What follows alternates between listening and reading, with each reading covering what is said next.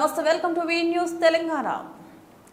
Peerzadiguda municipal corporation పరిధిలోని Medipalli survey number 103లో స్థానికులు కొందరు గతంలో కాంగ్రెస్ ప్రభుత్వం తమకు 60 గజాల చొప్పున ఇండ్ల పట్టాలు ఇచ్చిందని, తమ పట్టాల ప్రకారం గుడిసెలు వేయగా ప్రభుత్వం స్థలమని రెవెన్యూ అధికారులు తొలగిస్తున్నారని, గతంలో జిల్లా కలెక్టర్ ఈ స్థలం పేదలకు కేటాయించాలని ఆదేశాలు ఇచ్చినప్పటికీ దానికి ఎంఆర్ఓ కలెక్టర్ ఆదేశాలను ఉల్లంఘిస్తూ నిరుపేదలతో అన్యాయం చేయిస్తుందని, ఇదే సర్వే నెంబర్లు కొందరికి ఇంటి పర్మిషన్లు ఇవ్వడం, మరికొందరికి అన్యాయం చేయడం ఏంటని బాధితులు ఆవేదన వ్యక్తం చేస్తున్నారు.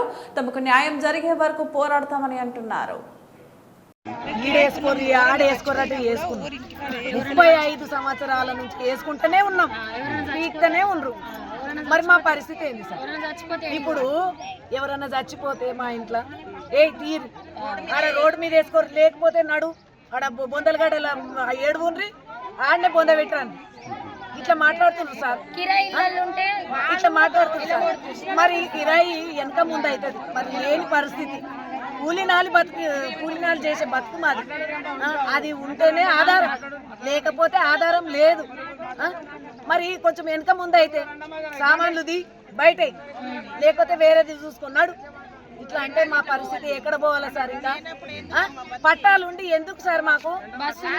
ఇంత 200 గజాలు వద్దు సార్, మాకు 60 గజాలు ఇవ్వమంటున్నాం. మాకు పట్టాల మీద ఉన్న 60 గజాలు మాకు దానికి మాకు వద్దు సార్. వాళ్ళది ఒక్కటి కూడా వద్దు సార్. మాకు లేని వాళ్ళకు చూడండి సార్, ఉన్న వాళ్ళకు 200 గజాలు 300 గజాలు ఆడ బిల్డింగ్ ఉండే, ఈడ బిల్డింగ్ ఉండే, మళ్ళీ ఈడొచ్చి మళ్ళీ గవర్నమెంట్ లో వేసుకుంది. మా పరిస్థితి మీ ఎవరి కూడా కొడుతుర్రు ఇప్పుడు? మాకు మున్సిపాలిటీ వాళ్ళు, పోలీసు మీకు పట్టాలు ఉన్నాయి కదా, ఎందుకు కొడతారు చెప్పండి సార్? ఎంఆర్ఓ సైన్ చేస్తా అన్నాడు.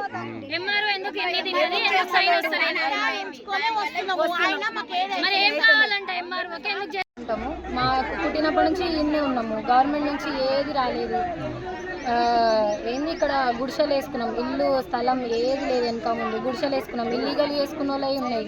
మేము వేసుకుంటే నిన్న వచ్చి మొత్తం కూలగొట్టిరు, 4 కట్టెలు వేసుకోపోయిరు. మేము పైసలు పెట్టుకొని కట్టెలు కొనుక్కొచ్చుకొని కట్టెలు పెట్టుకున్నాం, కట్టెలు విక్కోపోయారు. ఎండనక వానంతా నిన్న మొత్తం ఈయనే ఉన్నాము,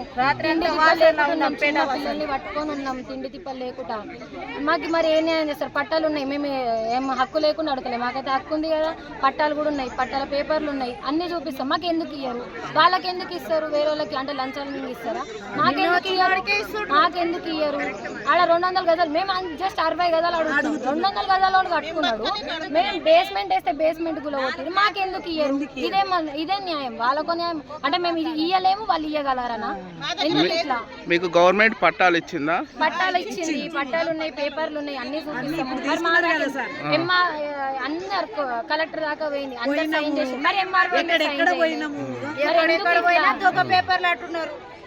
జాఫర్ ఇక్కడ పట్టాలు ఉన్నా కూడా కూల్చేస్తారు. ఎందుకు కూల్స్తారు అనేది అర్థమైతలేదు. 2007 సంవత్సరంలో ఇచ్చారు, దానికన్నా ముందు కూడా ఇచ్చారు.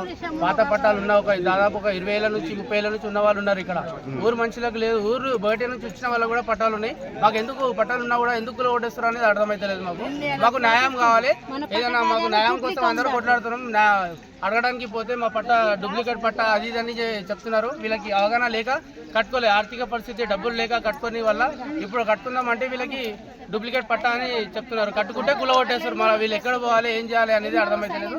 మీరే ఒక న్యాయం చేయాలని చెప్పేసి ఎంఆర్ఓ మేడంకి అడుగుతున్నారు.